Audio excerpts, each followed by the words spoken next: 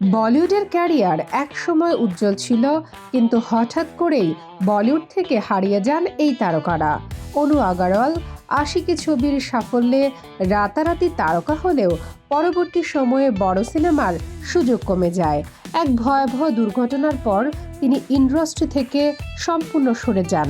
অন্যদিকে রাহুল রায় আশিকি দিয়ে তুমুল জনপ্রিয়তা পেলেও ধারাবাহিক ফ্লপের কারণে বলিউডে অবস্থান হারান।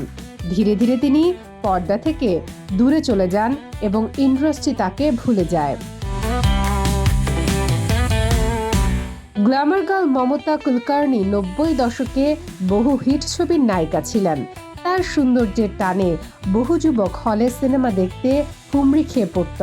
বিশেষ করে তার খোলামেলা শরীর দেখতে যুবকদের একটু বাড়তি আগ্রহ তো থাকতই, কিন্তু তাকে নিয়ে ইন্ডাস্ট্রিতে নানা বিতর্ক এবং ব্যক্তিগত সমস্যার কারণে তার ক্যারিয়ার ক্ষতিগ্রস্ত হয়।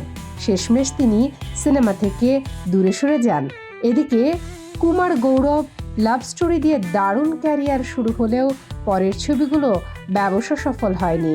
তারকা সম্ভাবনা থাকা সত্ত্বেও ব্যর্থতা এবং কম অফারের কারণে ক্যারিয়ার শেষ হয়ে যায়। ভূমিকা চাওলা তেরে নাম সিনেমায় সালমান খানের বিপরীতে অভিনয় করে ব্যাপক আলোচনায় আসেন।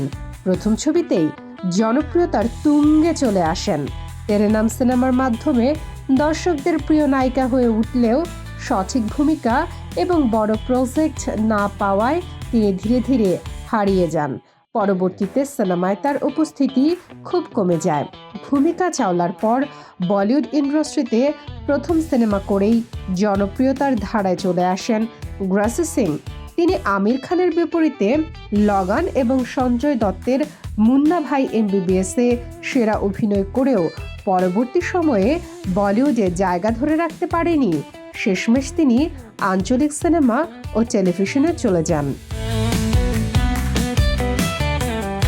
সাহিল খান স্টাইল ও এক্সকিউজ মি সিনেমা দিয়ে জনপ্রিয় হন, কিন্তু পরের ছবির ব্যর্থতার পর অভিনয় থেকে নিজেকে সরিয়ে নেন।